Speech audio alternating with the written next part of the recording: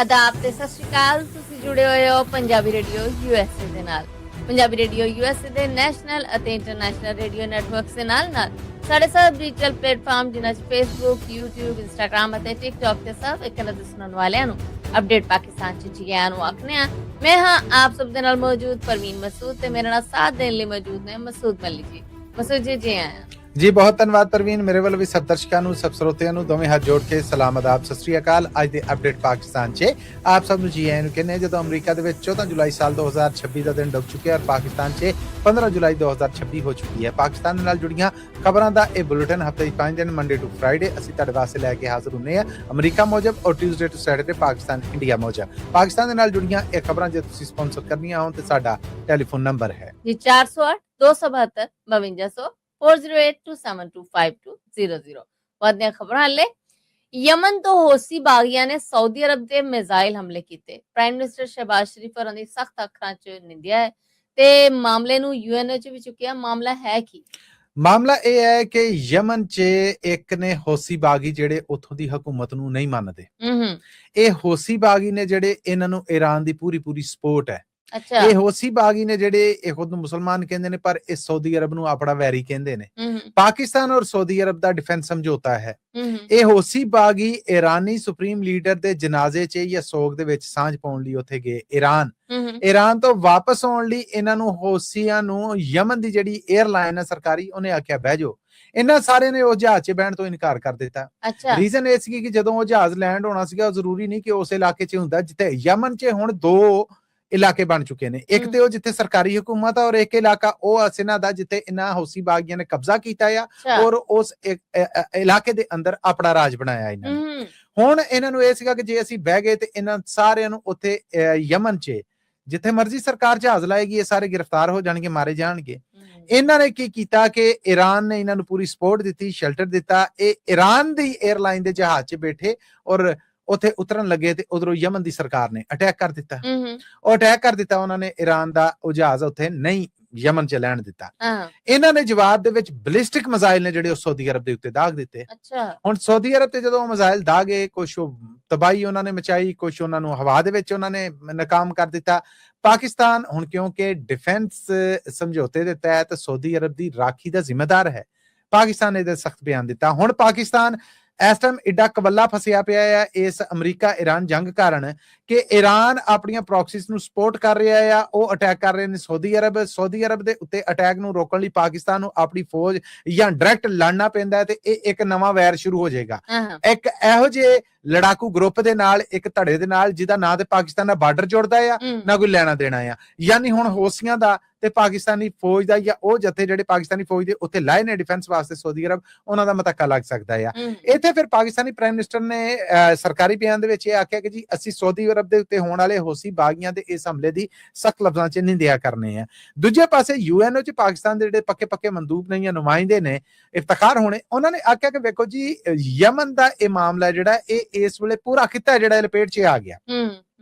ਪਾਕਿਸਤਾਨ ਨੂੰ ਅਗਰ ਅੰਗੇਜ ਕਰ ਲਿਆ ਜਾਂਦਾ ਤੇ ਸਮਝੋ ਕਿ ਲੜਾਈ ਵੱਧ ਗਈ। ਹਜੇ ਤੱਕ ਤੇ ਪਾਕਿਸਤਾਨ ਬਚ ਬਚਾ ਕਰਨ ਰਿਹਾ ਸੀ ਨਾ, ਪਰ ਹੁਣ ਕਤਰ ਵੀ ਇਨਕਾਰੀ ਹੈ। ਉਹਨਾਂ ਆਖਿਆ ਨਾ ਹੁਣ ਅਸੀਂ ਵਿਚੋਲੇ ਨਹੀਂ ਗਏ ਹੈ। ਈਰਾਨ ਨੇ ਵੀ ਕਹਿ ਦਿੱਤਾ ਕਿ ਇਸਲਾਮਾਬਾਦ ਸਮਝੌਤਾ ਖਤਮ ਆ, ਕੋਈ ਗੱਲਬਾਤ ਨਹੀਂ, ਨਾ ਉਹਦਾ ਕੋਈ ਵਜੂਦ ਆ। ਜਿਹੜੇ ਅਮਰੀਕਨ ਪ੍ਰੈਜ਼ੀਡੈਂਟ ਨੇ ਉਹ ਵੀ ਹੁਣ ਗੱਲਬਾਤ ਉੱਪਰ ਨੇ, ਮਤਲਬ ਕਿ ਇੱਕ ਅੱਗ ਭਾਂਬੜ ਬਣਨ ਵਾਲੇ ਪਾਸੇ ਜਾਣ ਡਈ ਹੈ। ਇੱਥੇ ਹੁਣ ਸਾਊਦੀ ਅਰਬ ਦੀ ਰਾਖੀ ਦੇ ਚੱਕਰ 'ਚ ਪਾਕਿਸਤਾਨ ਸਿੱਧਾ ਹੋ ਜਾਂਦਾ ਕਿਸੇ ਵੀ ਗਰੁੱਪ ਦੇ ਨਾਲ ਤੇ ਪਾਕਿਸਤਾਨ ਨਾਲ ਚਾਹੁੰਦਿਆਂ ਹੋਇਆਂ ਇਸ ਲੜਾਈ ਦਾ ਹਿੱਸਾ ਬਣ ਗਿਆ ਔਰ ਪਾਕਿਸਤਾਨ ਇਹਦੇ ਤੋਂ ਕਤਰਾਉਣ ਡਿਆ ਹੈ। ਅਕਲਮੰਦੀ ਵੀ ਇਹੋ ਹੀ ਹੈ। ਹੁਣ ਇਹਨਾਂ ਹਾਲਾਤਾਂ ਦੇ ਵਿੱਚ ਈਰਾਨ ਨੂੰ ਚਾਹੀਦਾ ਹੈ ਕਿ ਉਹ ਕਮ ਸੇ ਕਮ ਜਿਹੜਾ ਮੁਲਕ ਮੁਖਲਸ ਹੋ ਕੇ ਉਹਦੇ ਨਾਲ ਤੁਰਿਆ ਬਗੈਰ ਕਿਸੇ ਗਰਜ਼ ਤੋਂ, ਜਿਹੜਾ ਮੁਲਕ ਉਹਦੇ ਲਈ ਆਸਾਨੀਆਂ ਦਾ ਸਬਬ ਬਣਨ ਡਿਆ ਸੀਗਾ, ਜਿਹੜਾ ਗੱਲਬਾਤ ਦੇ ਵਿੱਚ ਈਰਾਨ ਨੂੰ ਲਿਆ ਕੇ ਟੇਬਲ ਤੇ ਬਿਠਾਉਣ ਡਿਆ ਸੀਗਾ, ਉਸ ਅਮਰੀਕਾ ਦੇ ਨਾਲ ਜਿਹਦੇ ਨਾਲ 47 ਸਾਲਾਂ ਤੱਕ ਉਹ ਨਹੀਂ ਬਹਿ ਸਕਿਆ, ਉਹ ਆਪਣੀਆਂ ਪ੍ਰੌਕਸੀਜ਼ ਨੂੰ ਉਹਦੇ ਨਾਲ ਹੀ ਸਿੱਧੀਆਂ ਕਰਨ ਡਿਆ ਆ। ਸੋ ਈਰਾਨ ਦਾ ਜਾਂ ਹੌਸੀਆਂ ਦਾ ਇਹ ਆਖਣਾ ਕਿ ਜੀ ਅਸੀਂ ਤੇ ਅਮਰੀਕੀ ਅੱਡੇ ਨੇ ਜਿਹੜੇ ਸਾਊਦੀ ਅਰਬ 'ਚ ਉਹਨਾਂ ਨੂੰ ਨਿਸ਼ਾਨਾ ਬਣਾਉਣ ਦੇ ਕੀ ਉਹਨਾਂ ਨੂੰ ਨਿਸ਼ਾਨਾ ਬਣਾਉਣ ਦਾ ਇਹ ਮਤਲਬ ਨਹੀਂ ਕਿ ਤੁਸੀਂ ਸਾਊਦੀ ਅਰਬ ਦੇ ਉੱਤੇ ਹਮਲਾ ਕਰਨ ਦੇ ਜੇ। ਜਾਂ ਤੇ ਇਰਾਕੀ ਪ੍ਰਾਈਮ ਮਿਨਿਸਟਰ ਤਰ੍ਹਾਂ ਕਹਿ ਦਿੱਤਾ ਜਾਏ ਨਾ, ਉਹ ਜਦੋਂ ਹਮਲੇ ਹੋਏ ਤੇ ਉਹਨਾਂ ਨੇ ਆਖਿਆ ਇਰਾਕ ਦੇ ਵਿੱਚ ਹਮਲੇ ਹੋਏ ਨੇ, ਤੁਸੀਂ ਆਪਣੀ ਮੁਲਕੀ ਖੁਦ ਮੁਖਤਾਰੀ ਤੇ ਕੀ ਕਹੋਗੇ? ਉਹਨਾਂ ਆਖਿਆ ਇਹ ਇਰਾਕ 'ਚ ਹਮਲੇ ਨਹੀਂ ਹੋਏ, ਇਹ ਇਰਾਕ 'ਚ ਅਮਰੀਕੀ ਅੱਡਿਆਂ ਦੇ ਹਮਲੇ ਹੋਏ ਨੇ, ਕੋਈ ਇਰਾਕ ਤੇ ਹਮਲਾ ਨਹੀਂ ਗਾ ਹੋਇਆ।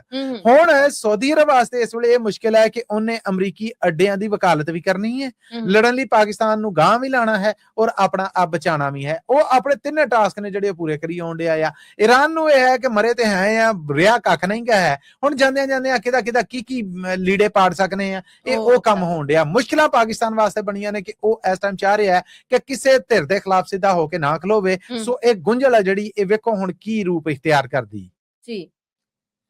ਕਸ਼ਮੀਰ 'ਚ 38 ਦਿਨਾਂ ਤੋਂ ਚੱਲਦਾ ਧਰਨਾ ਹੁਣ ਖਰਾਬੀ ਵੱਲ ਨੂੰ ਟੁਰ ਪਿਆ ਹੈ, ਕਿਉਂਕਿ ਇੱਕ ਫੌਜੀ ਤੇ ਇੱਕ ਪੁਲਿਸ ਵਾਲੇ ਨੂੰ ਇਹਨਾਂ ਨੇ ਕਤਲ ਕਰ ਦਿੱਤਾ ਹੈ। ਕਸ਼ਮੀਰ ਦੀ ਸਰਕਾਰੀ ਇੰਤਜ਼ਾਮੀਆ ਵੀ ਸਿੱਧੀ ਹੋ ਗਈ ਹੈ। ਇਹ ਕੀ ਬਣੂ? ਅਸਲ ਦੇ ਵਿੱਚ ਜੀ 27 ਤਰੀਕ ਨੇੜੇ ਆਉਣ ਡਈ ਹੈ, ਧਰਨਾ ਮੁੱਕਣਾ ਸਰਕਾਰ ਲਈ ਜ਼ਰੂਰੀ ਹੈ। ਇੱਕ ਰੇਂਜਰ ਜ਼ਿੰਮੇਦਾਰ ਜਿਹੜਾ ਨਾਇਕ ਇਮਤਿਆਜ਼ ਅਲੀ, ਇਹਨੂੰ ਜਨਾਬ ਮਾਰ ਦਿੱਤਾ ਗਿਆ ਔਰ ਸਰਕਾਰ ਦਾ ਇਹ ਇਲਜ਼ਾਮ ਆ ਕਿ ਧਰਨਾ ਦੇਈ ਬੈਠੇ ਲੋਕਾਂ ਨੇ ਉੱਤੋਂ ਗੋਲੀ ਚਲਾਈ ਔਰ ਥੱਲੇ ਇਹਨੂੰ ਮਾਰ ਕੇ ਕਤਲ ਕਰ ਦਿੱਤਾ। ਫਿਰ ਉਸ ਤੋਂ ਬਾਅਦ ਇੱਕ ਕਸ਼ਮੀਰ ਪੁਲਿਸ ਦਾ ਜਿਹੜਾ ਬੰਦਾ ਹੈ ਉਹਨੂੰ ਕਤਲ ਕਰ ਦਿੱਤਾ ਗਿਆ। ਇਹਨਾਂ ਦੋਹਾਂ ਦੇ ਕਤਲ ਤੋਂ ਬਾਅਦ ਹੁਣ ਕਹਿ ਲਵੋ ਕਿ ਸੈਕਟਰੀ ਐਜੂਕੇਸ਼ਨ ਔਰ ਸੈਕਟਰੀ ਨੇ ਇੰਟੀਰੀਅਰ ਕਸ਼ਮੀਰ ਦੇ ਜਿਹੜੇ, ਉਹਨਾਂ ਨੇ ਪ੍ਰੈਸ ਔਰ ਮੀਡੀਆ ਦੇ ਇੱਕ ਇਕੱਠ ਕੀਤਾ। ਉਹਨਾਂ ਆਖਿਆ ਕਿ ਇਸ ਵੇਲੇ ਹੁਣ ਪੜਿਆਰਾਂ ਨੂੰ, ਸਟੂਡੈਂਟਸ ਨੂੰ ਨਾਰ ਲਾ ਕੇ ਇਹ ਲੋਕ ਜਿਹੜਾ ਇੱਕ ਕੰਮ ਕਰਨ ਜਾ ਰਹੇ ਨੇ, ਅਸੀਂ ਪੜਿਆਰਾਂ ਨੂੰ ਕਹਿੰਦੇ ਆ ਕਿ ਇਸ ਕੰਮ ਤੋਂ ਦੂਰ ਰਹਿ। ਸੋ ਉਹ ਵੀ ਆਪਣੇ ਥਾਂ ਹੁਣ ਡਟ ਗਏ ਨੇ, ਇਹ ਵੀ ਸਿੱਧੇ ਹੋ ਗਏ ਨੇ। ਮੈਨੂੰ ਨਹੀਂ ਲੱਗ ਰਿਹਾ ਕਿ ਅਗਲੇ ਕੁਛ ਦਿਨ ਨੇ ਜਿਹੜੇ ਉਹਨਾਂ ਦੇ ਵਿੱਚ ਕੋਈ ਵੱਡਾ ਹੰਗਾਮਾ ਨਾ ਹੋਣ ਜਾਏ। ਡਰ ਵਾਲੀ ਗੱਲ ਬਹੁਤੀ ਮੈਨੂੰ ਇਹ ਆਉਣ ਡਈ ਹੈ, ਇਸ ਧਰਨੇ ਦੇ ਵਿੱਚ ਔਰਤਾਂ ਵੀ ਨੇ, ਬੱਚੇ ਵੀ ਨੇ, ਬਜ਼ੁਰਗ ਵੀ ਨੇ। ਜੇ ਸਰਕਾਰ ਵੱਲੋਂ ਇਹਨੂੰ ਧੱਕੇ ਦੇ ਨਾਲ, ਗੋਲੀ ਦੇ ਨਾਲ, ਡਾਂਗ ਸੋਟੇ ਦੇ ਨਾਲ ਵੀ ਪਰਾਂ ਕੀਤਾ ਜਾਂਦਾ ਤੇ ਪ੍ਰਵੀਨ ਬਹੁਤ ਵੱਡਾ ਨੁਕਸਾਨ ਆ ਜਿਹੜਾ ਉਹ ਨਜ਼ਰ ਆਉਣ ਡਿਆ। ਇਹ ਲੋਕ ਵੀ ਨਹੀਂ ਹਿੱਲਣ ਡੇ। ਮੰਗ ਕੀ ਹੈ ਕਿ ਜੀ ਇਹ 12 ਸੀਟਾਂ ਜਿਹੜੀਆਂ ਕਸ਼ਮੀਰ ਅਸੈਂਬਲੀ ਦੀਆਂ ਨੇ, ਇਹਨਾਂ ਨੂੰ ਮੁਕਾਓ। ਇਹ ਕਸ਼ਮੀਰੀ ਜਿਹੜੇ ਪਾਕਿਸਤਾਨ ਦੇ ਬਾਕੀ ਇਲਾਕਿਆਂ 'ਚ ਵਸੇ ਪਏ, ਇਹਨਾਂ ਕੋਲ ਕੀ ਇਖਤਿਆਰ ਆ ਕਿ ਸਾਡੀ ਅਸੈਂਬਲੀ ਬਣਾਉਣ ਦੇ ਵਿੱਚ ਕਰਨ? ਇਹ ਜਿਹੜੀ ਵੀ ਹੁਕਮਰਾਨ ਜਮਾਤ ਹੁੰਦੀ ਹੈ, ਜਿਹੜੀਆਂ ਵੀ ਪਾਕਿਸਤਾਨੀ ਸਿਆਸੀ ਪਾਰਟੀਆਂ ਨੇ, ਉਹਨਾਂ ਨੇ ਸਿਰਫ ਧਾਂਦਲੀ ਵਾਸਤੇ ਸੀਟਾਂ ਰੱਖੀਆਂ। ਪਾਕਿਸਤਾਨੀ ਸਰਕਾਰ ਦਾ ਇਹ ਕਹਿਣਾ ਹੈ ਕਿ Kashmir action committee, Awami action committee ਕੋਈ ਸਿਆਸੀ ਪਾਰਟੀ ਨਹੀਂ। ਓਕੇ, ਇਹ ਮੰਗ ਹੈ ਜਿਹੜੀ, ਇਹ ਫਿਰ ਜਮਹੂਰੀ ਨਹੀਂ ਹੈ। ਇਹ ਇੱਕ ਸਿਆਸੀ ਪਾਰਟੀ ਦੇ ਤੌਰ ਤੇ ਖੁਦ ਨੂੰ ਰਜਿਸਟਰ ਕਰਨ, ਇਲੈਕਸ਼ਨ ਲੜਨ, ਲੋਕ ਇਹਨਾਂ ਨੂੰ ਵੋਟ ਦੇਣ, ਇਹ ਵੋਟ ਦੇ ਨਾਲ ਕਾਮਯਾਬ ਹੋਣ, ਅਸੈਂਬਲੀ 'ਚ ਜਾਣ, ਅਸੈਂਬਲੀ 'ਚ ਜਾ ਕੇ ਮੁਕਾਦਮ, ਸਾਨੂੰ ਕੋਈ ਇਤਰਾਜ਼ ਨਹੀਂ, ਇਹ ਜਮਹੂਰੀ ਤਰੀਕਾ ਹੈ। ਪਰ ਇਹਦਾ ਧਰਨੇ ਦੇ ਕੇ, ਧਮਕੀਆਂ ਦੇ ਕੇ ਇਹ ਅਗਰ ਏਦਾਂ ਕਰਨਗੇ ਤੇ ਇਹ ਕੰਮ ਜਿਹੜਾ ਨਹੀਂ ਹੋਏਗਾ। ਸਵਾਲ ਫਿਰ ਇੱਥੇ ਇਹ ਵੀ ਉੱਠਦਾ ਕਿ ਪਹਿਲਾਂ ਜਦੋਂ ਬਿਜਲੀ ਦੇ ਮਾਮਲੇ 'ਚ ਉੱਠੇ ਸਨ, 3 ਰੁਪਏ ਦਾ ਯੂਨਿਟ ਆ ਪ੍ਰਵੀਨ ਕਸ਼ਮੀਰ 'ਚ, ਔਰ ਪੰਜਾਬ 'ਚ 80 ਰੁਪਈਆਂ ਦਾ, ਇੰਨਾ ਫਰਕ ਆ। ਉਦੋਂ ਫਿਰ ਸਰਕਾਰ ਕਿਉਂ ਲਿਫ ਗਈ ਸੀ? ਇਹ ਉਦੋਂ ਲਿਫੀ, ਹੁਣ ਉਹ ਬੱਬਰ ਸ਼ੇਰ ਹੋਏ ਬੈਠੇ ਨੇ। ਹੁਣ ਉਹ ਕਹਿੰਦੇ ਨੇ ਕਿ ਨਹੀਂ, ਰੁੜਦਾ ਖੂਨ ਤੇ ਰੁੜੇ। ਔਰ ਉਸ ਤੋਂ ਬਾਅਦ ਇੰਡੀਆ ਇਸ ਪੂਰੇ ਮਾਮਲੇ ਤੇ ਨਜ਼ਰ ਲਾਈ ਬੈਠਾ ਹੈ ਕਿ ਇਹ ਹੁਣ ਤੇਲ ਦੀ ਧਾਰ ਬਹਿੰਦੀ ਕਿੱਧਰ ਆ। ਠੀਕ ਹੈ ਨਾ? ਇਹ ਹੁਣ ਜੇ ਕੰਮ ਖਰਾਬ ਹੋਏਗਾ ਤੇ ਇਹ ਵੇਖੋ ਕਿ ਇਹ ਇੱਥੇ ਨਹੀਂ ਰੁਕੇਗਾ, ਇਹ ਬਹੁਤ ਦੂਰ ਤੱਕ ਗੱਲ ਜਾਏਗੀ। ਔਰ 80 ਵਰਿਆਂ ਤੋਂ ਜਿਨ੍ਹਾਂ ਦੇ ਖਾਤਰ ਭਾਰਤ ਦੇ ਨਾਲ ਬਤਕਾ ਲਾਈ ਬੈਠੇ ਆ, ਉਹ ਵੈਰੀ ਜਦੋਂ ਬਣ ਜਾਣਗੇ ਤੇ ਫਿਰ ਰੰਗ ਰੂਪ ਵਿਗੜਦਾ ਜਿਹੜਾ ਉਹ ਬਹੁਤ ਵਿਗੜ ਜਾਏਗਾ। ਜੀ। ਮੌਲਾਨਾ ਫਜ਼ਲੁਰ ਰਹਿਮਾਨ ਦਾ ਫੌਜ ਖਿਲਾਫ ਬਿਆਨ, ਖਾਜਾ ਆਸਿਫ ਦਾ ਜਵਾਬ। ਇਮਰਾਨ ਖਾਨ ਦੀ ਪਾਰਟੀ ਵੀ ਇਹਨਾਂ ਦੇ ਇਸ ਬਿਆਨ ਦੀ ਹਮਾਇਤ ਨਹੀਂ ਕਰ ਰਹੀ। ਆਖਿਆ ਕੀ ਨੇ? ਮੌਲਾਨਾ ਫਜ਼ਲੁਰ ਰਹਿਮਾਨ ਹੋਣਾ ਨੇ ਜੀ ਇੱਕ ਭਰੇ ਜਲਸੇ ਦੇ ਵਿੱਚ ਇਹ ਆਖਿਆ ਕਿ ਪਾਕਿਸਤਾਨੀ ਫੌਜ ਆ ਜਿਹੜੀ ਉਹ ਹੈ ਸ਼ਹੀਦ, ਇਹਨਾਂ ਦੀਆਂ ਕੁਰਬਾਨੀਆਂ ਤੇ ਇਹ ਕਰਦੇ, ਤੇ ਫੌਜ ਦਾ ਕੰਮ ਕੀ? ਉਹ ਤੁਸੀਂ ਤਨਖਾਹ ਕਾਦੀ ਲੈਂਦੇ ਜੇ? ਹਿਫਾਜ਼ਤ ਕਰਨ ਦੀ। ਤੇ ਜੇ ਤੁਹਾਡੇ ਲੋਕ ਜਿਹੜੇ ਜਾਨੋਂ ਚਲੇ ਗਏ ਨੇ, ਕਾਦੇ ਤਨਖਾਹ ਨਹੀਂ ਲੈਂਦੇ ਹੋ ਤੁਸੀਂ? ਤਨਖਾਹ ਲੈਂਦੇ ਜੇ। ਲੋਕ ਆਪਣਾ ਢਿੱਡ ਕੱਟ ਕੇ ਟੈਕਸ ਦਿੰਦੇ ਨੇ, ਉਸ ਟੈਕਸ ਚੋਂ ਤੁਹਾਡੀਆਂ ਤਨਖਾਹਾਂ ਜਾਂਦੀਆਂ। ਇਹ ਕਾਦੀਆਂ ਕੁਰਬਾਨੀਆਂ? ਤੁਸੀਂ ਕੋਈ ਸੁਪੀਰੀਅਰ ਨਹੀਂ ਜੇ, ਕੋਈ ਬਾਕੀਆਂ ਤੋਂ ਹਟ ਕੇ ਨਹੀਂ ਜੇ ਹੈ। ਇਹਨਾਂ ਨੂੰ ਕੋਈ ਬਿਲਕੁਲ ਇਹੋ ਜਿਹੀਆਂ ਉਹਨਾਂ ਗੱਲਾਂ ਕੀਤੀਆਂ। ਫਿਰ ਪਾਕਿਸਤਾਨ ਦੇ ਡਿਫੈਂਸ ਮਿਨਿਸਟਰ ਖਾਜਾ ਆਸਿਫ ਹੋਣਾ ਨੇ ਇੱਕ ਐਕਸ ਟਵੀਟ ਕੀਤਾ, ਜਿਹਦੇ ਚ ਉਹਨਾਂ ਆਖਿਆ ਕਿ ਮੈਨੂੰ ਮੌਲਾਨਾ ਫਜ਼ਲੁਰ ਰਹਿਮਾਨ ਤੋਂ ਇਸ ਗੱਲ ਦੀ ਬਿਲਕੁਲ ਉਮੀਦ ਨਹੀਂ ਸੀ। ਉਹ ਇੱਕ ਸੀਨੀਅਰ ਪੋਲੀਟੀਸ਼ੀਅਨ ਹੋਣ ਦੇ ਨਾਲ ਇੱਕ ਧਾਰਮਿਕ ਆਲਮ ਵੀ ਨੇ, ਮੁਫਤੀ ਵੀ ਨੇ। ਉਹਨਾਂ ਨੂੰ ਸੋਚ ਸਮਝ ਕੇ ਬੋਲਣਾ ਚਾਹੀਦਾ ਸੀਗਾ। ਕੀ ਫੌਜ ਦੀਆਂ ਕੁਰਬਾਨੀਆਂ ਨੂੰ ਤਨਖਾਹ ਦੇ ਨਾਲ ਜੋੜ ਦੇਣਾ ਚੰਗੀ ਗੱਲ ਆ? ਇਹ ਬਹੁਤ ਉਹਨਾਂ ਦੀ ਤੋਹੀਨ ਕੀਤੀ ਗਈ ਸ਼ਹੀਦਾਂ ਦੀ। ਹੁਣ ਇਮਰਾਨ ਖਾਨ ਦੀ ਸਿਆਸੀ ਪਾਰਟੀ ਹੈ ਜਿਹੜੀ, ਉਹਨਾਂ ਦੇ ਬੈਰਿਸਟਰ ਗੌਹਰ ਹੋਣੇ ਜਿਹੜੇ ਪ੍ਰਧਾਨ ਨੇ, ਉਹਨਾਂ ਨੇ ਮੌਲਾਨਾ ਫਜ਼ਲੁਰ ਰਹਿਮਾਨ ਦੇ ਇਸ ਬਿਆਨ ਬਾਰੇ ਜਦੋਂ ਪੁੱਛਿਆ ਗਿਆ, ਉਹਨਾਂ ਆਖਿਆ ਕਿ ਮੈਂ ਮੁਲਕ ਭਰ ਦੇ ਸਿਆਸਤਦਾਨਾਂ ਨੂੰ ਕਹਿਣਾ ਕਿ ਫੌਜ ਦੇ ਜਿੰਨੇ ਸ਼ਹੀਦ ਨੇ ਨਾ, ਉਹਨਾਂ ਦੀ ਸ਼ਹਾਦਤ ਦੇ ਉੱਤੇ ਆਪਣੀ ਸਿਆਸਤ ਆ ਜਿਹੜੀ, ਇਹਨੂੰ ਨਾ ਚਮਕਾਓ, ਉਹ ਕਿਸੇ ਧਿਰ ਨੂੰ ਤੁਸੀਂ ਮਾਫ ਕਰ ਦਵੋ। ਸੋ ਹੁਣ ਮੌਲਾਨਾ ਫਜ਼ਲੁਰ ਰਹਿਮਾਨ ਦੀ ਪਾਰਟੀ ਤੋਂ ਮੰਗ ਕੀਤੀ ਜਾ ਰਹੀ ਹੈ ਕਿ ਉਹਨਾਂ ਦੇ ਇਸ ਬਿਆਨ ਦੇ ਉੱਤੇ ਮਾਫੀ ਮੰਗਣ। ਉਹ ਅੱਗੋਂ ਵੇਰ ਗਏ ਨੇ। ਜਿਵੇਂ ਉਲਮਾ ਇਸਲਾਮ ਫੇ ਦੇ ਜਿਹੜੇ ਜ਼ਿੰਮੇਦਾਰ ਨੇ, ਉਹਨਾਂ ਨੇ ਆਖਿਆ ਕਿ ਮੌਲਾਨਾ ਫਜ਼ਲੁਰ ਰਹਿਮਾਨ ਨੇ ਐਸੀ ਗੱਲ ਕਿਹੜੀ ਗਲਤ ਕੀਤੀ ਜਿਹਦੇ ਤੇ ਮਾਫੀ ਮੰਗੀ ਹੈ? ਬਿਲਕੁਲ, ਫੌਜ ਇੱਕ ਇਦਾਰਾ ਆ, ਇਦਾਰਾ ਤਨਖਾਹ ਲੈਂਦਾ ਆ, ਉਹ ਇੱਕ ਕੰਮ ਕਰਦਾ ਹੈ, ਆਪਣਾ ਕੰਮ ਕਰਨ। ਇਹ ਸ਼ਹਾਦਤਾਂ ਦੇ ਉੱਤੇ ਕਰ ਆ ਕੇ ਪੂਰੀ ਕੌਮ ਨੂੰ ਕਿਉਂ ਯਰਗਮਾਲ ਬਣਾਈ ਫਿਰਦੇ? ਸੋ ਇਹ ਮਾਮਲੇ ਨੇ ਜਿਹੜੇ, ਇਹ ਮੌਲਾਨਾ ਫਜ਼ਲੁਰ ਰਹਿਮਾਨ ਦੇ ਫੌਜ ਦੇ ਨਾਲ ਵਿਗੜਨ ਦੇ ਨੇ। ਜਿਹੜੇ ਕਹਿਣ ਵਾਲੇ ਇਹ ਵੀ ਕਹਿੰਦੇ ਨੇ ਕਿ ਫੌਜ ਨੇ ਬਿਹਾਈਂਡ ਜਿਹੜੇ ਕੁਝ ਵਾਅਦੇ ਕੀਤੇ ਸੀ ਨਾ ਮੌਲਾਨਾ ਫਜ਼ਲੁਰ ਰਹਿਮਾਨ ਦੇ ਨਾਲ, ਉਹ ਪੂਰੇ ਨਾ ਹੋਣ ਤੋਂ ਬਾਅਦ ਫੌਜ ਦੇ ਖਿਲਾਫ ਬੋਲਣ ਦੇ ਨੇ। ਅਦਰਵਾਈਜ਼ ਉਹਨਾਂ ਨੂੰ ਉਹਨਾਂ ਦਾ ਹਿੱਸਾ ਲੱਭ ਜਾਂਦਾ ਜਾਂ ਜੋ ਤੈਅ ਸੀਗਾ। ਇਹ ਇੱਕ ਗੱਲ ਹੈ, ਸਿਆਸੀ ਲੋਕ ਹੀ ਕਰਦੇ ਨੇ, ਤੇ ਫਿਰ ਸ਼ਾਇਦ ਇਹੋ ਜਿਹੇ ਖਤਰਨਾਕ ਬਿਆਨ ਉਹਨਾਂ ਵੱਲੋਂ ਨਾ ਆਉਂਦੇ। ਬਿਊਰੋਕ੍ਰੇਸੀ ਨੂੰ ਸ਼ਿਕੰਜੇ 'ਚ ਲਿਆਉਣ ਲਈ ਪੰਜਾਬ ਅਸੈਂਬਲੀ ਨੇ ਇੱਕ ਜੁਡੀਸ਼ੀਅਲ ਕਮੇਟੀ ਬਣਾਈ ਹੈ। ਕਮੇਟੀ ਕੀ ਕਰੇਗੀ ਤੇ ਇਹਦਾ ਕੰਮ ਕੀ ਹੋਏਗਾ? ਇਹ ਜੁਡੀਸ਼ੀਅਲ ਕਮੇਟੀ ਹੈ ਜਿਹੜੀ, ਇਹ ਜਿੰਨੇ ਸਰਕਾਰੀ ਅਫਸਰ ਬਿਊਰੋਕਰੇਟਸ ਨੇ ਉਹਨਾਂ ਕੋਲੋਂ ਉਹਨਾਂ ਦੀਆਂ ਕਰਨੀਆਂ ਦਾ ਹਿਸਾਬ ਮੰਗੇਗੀ। ਫਿਰ ਇਸ ਕਮੇਟੀ ਦੇ ਕੋਲ ਇਹ ਇਖਤਿਆਰ ਹੋਏਗਾ ਕਿ ਇਹ ਕਿਸੇ ਵੀ ਅਫਸਰ ਦੀ ਇਨਕੁਆਇਰੀ ਕਰ ਸਕਣਗੇ ਪੰਜਾਬ ਭਰ 'ਚ ਕਿਸੇ ਵੀ ਮਹਿਕਮੇ ਦੇ, ਔਰ ਉਸ ਤੋਂ ਬਾਅਦ ਉਹਦੇ ਮਾਮਲੇ ਦੇ ਉੱਤੇ ਫੈਸਲਾ ਕਰ ਸਕਣਗੇ ਕਿ ਇਹਨੂੰ ਅਸੀਂ ਇਹ ਸਜ਼ਾ ਦੇਣੇ, ਇਹ ਜੁਰਮਾਨਾ ਕਰਨੇ, ਔਰ ਉਹ ਸਜ਼ਾ ਜਿਹੜੀ ਇਸ ਕਮੇਟੀ ਵੱਲੋਂ ਦਿੱਤੀ ਜਾਏਗੀ ਉਹ ਕੋਰਟ 'ਚ ਵੀ ਚੈਲੰਜ ਨਹੀਂ ਹੋ ਸਕੇਗੀ, ਹਾਈ ਕੋਰਟ ਤੋਂ ਥੱਲੇ ਕਿਤੇ ਨਹੀਂ ਹੋ ਸਕੇਗੀ, ਸਿਰਫ ਹਾਈ ਕੋਰਟ 'ਚ ਉਹਦੇ ਖਿਲਾਫ ਤੁਸੀਂ ਅਪੀਲ ਕਰ ਸਕੋਗੇ। ਹੁਣ ਇਹ ਮਾਮਲਾ ਬਣਿਆ ਕਿਉਂ? ਕਹਿਣ ਵਾਲੇ ਕਹਿੰਦੇ ਨੇ ਕਿ ਸਪੀਕਰ ਪੰਜਾਬ ਅਸੈਂਬਲੀ ਅਹਿਮਦ ਯਾਰ ਖਾਨ ਨੇ ਜਿਹੜੇ ਇਹਨਾਂ ਦੇ ਡੀਪੀਓ ਇਹ ਕਸੂਰ ਸ਼ਹਿਰ ਤੋਂ ਨੇ ਨਾ, ਕਸੂਰ ਦਾ ਜਿਹੜਾ ਡੀਪੀਓ ਡਿਸਟ੍ਰਿਕਟ ਪੁਲਿਸ ਆਫਿਸਰ, ਉਹਨਾਂ ਦੇ ਨਾਲ ਇਹਨਾਂ ਦੀ ਅਣਬਣ, ਉਹਨੂੰ ਇਹਨਾਂ ਨੇ ਬਦਲਣਾ ਚਾਹਿਆ। ਮਰੀਮ ਨਵਾਜ਼ ਹੁਣ ਨੇ ਜਿਹੜੇ ਉਹ ਵੀ ਕੇਸ ਲੇਜੇ ਹੋ ਗਏ। ਹੁਣ ਇਹ ਮਾਮਲੇ ਤੇ ਇਹਨਾਂ ਕਮੇਟੀ ਬਣਾਈ। ਕਮੇਟੀ ਦੇ ਵਿੱਚ ਜਿਹੜੇ ਮੈਂਬਰ ਪਾਏ ਗਏ ਨੇ ਉਹਨਾਂ ਦੇ ਵਿੱਚ ਆਖਿਆ ਜਾ ਰਿਹਾ ਹੈ ਕਿ ਇਹ ਆਪੋਜੀਸ਼ਨ ਦੇ ਵੀ ਲੋਕ ਲਏ ਗਏ ਨੇ, ਔਰ ਜਿਹੜੇ ਹਕੂਮਤੀ ਮੈਂਬਰ ਨੇ ਉਹਨਾਂ ਨੂੰ ਇਹਦੇ ਚ ਪਾ ਕੇ ਬਣਾਇਆ ਗਿਆ ਆ।